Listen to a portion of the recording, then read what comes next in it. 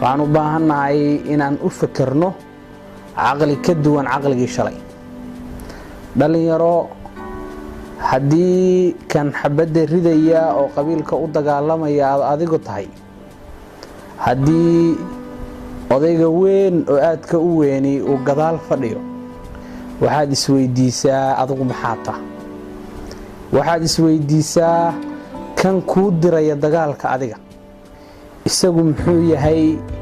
haddii wax lagu helayo, karaamo lagu helayo, baraare iyo barwaaqana lagu helayo in dagaal la galo oo qabyaalad iyo qurun loo galo, maxaa isaga u diiday inuu safka hore istaago?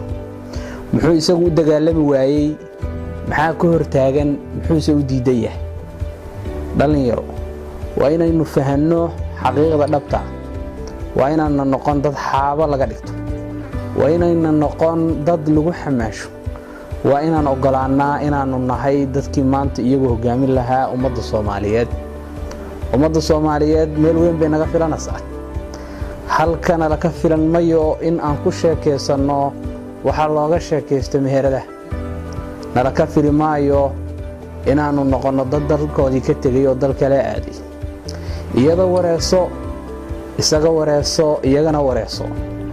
kii hore u tegay oo dalkan ka tahriibay wareeso.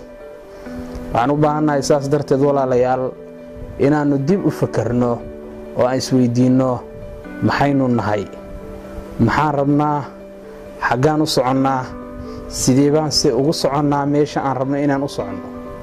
intaas haddaan jawaabaheeda helno waxaa inoo suurtagelaysaa inaynu gaarno hadafka iyo himilada iyo hanka aan leenahay.